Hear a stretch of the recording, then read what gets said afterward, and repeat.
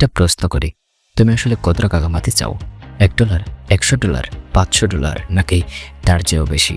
প্রশ্নটা খুবই সহজ, কিন্তু উত্তরটা যারা জানে না তাদের জন্য জীবনটা কঠিন, আর যারা জানে তাদের জন্য পথটা এতটাই সহজ, এতটা সহজ এটা বাবা যে 2 বছর পর আমি 2 তলা বিল্ডিং এর উপর থাকবো। তুমি হয়তো জানো মাত্র $1 ইনকাম করতে পারলে তুমি $500 ইনকাম করতে পারবে। আর না জানলে বলে দেই, তোমার ইচ্ছে শক্তি, চাহিদা আর চালচলনের উপর ডিপেন্ড করবে তোমার ভবিষ্যৎ। শুধু পার্থক্য একটাই, তুমি কি সত্যি শুরু করবে নাকি স্বপ্ন দেখবে?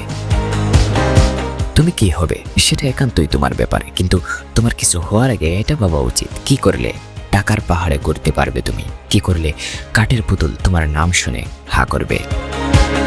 অনেকেই ভাবে বেশি টাকা ইনকাম করতে হলে বড় সুযোগ দরকার, কিন্তু বাস্তবতা হলো বড় কিছু অর্জন করার জন্য শুরুটাই সবচেয়ে গুরুত্বপূর্ণ। একটা উদাহরণ দেই, একজন ফ্রিল্যান্সার প্রথমে মাত্র $1 কাজ পেয়েছিল। ছোট কাজ করতে করতে সে দক্ষ হয়ে উঠলো। ধাপে ধাপে তার ইনকাম বাড়লো, তার চাহিদাও বাড়লো আর আত্মবিশ্বাসও বাড়লো। আজ সে হাজার ডলার ইনকাম করছে। তার মানে এটা না তোমাকে ফ্রিল্যান্সার হতে হবে। তুমি ভাবো, যদি সে প্রথমে $1 ইনকাম করতেই ভয় পেত, তাহলে আজকের এই সাফল্য কি সম্ভব হতো? বড় ইনকামের চেয়ে গুরুত্বপূর্ণ হলো প্রথম ইনকাম, কারণ প্রথম ইনকাম তোমাকে শিখবে কেমন লাগে নিজের যোগ্যতায় উপার্জন করতে। তাই আমি তোমাকে প্রশ্ন করি, তোমার কি আসলেই অনেক টাকা লাগবে, নাকি তুমি আগে একটা ছোট ইনকাম করতে চাও? একবার শুরু করতে পারলে দেখবে সুযোগ আসতেই থাকবে।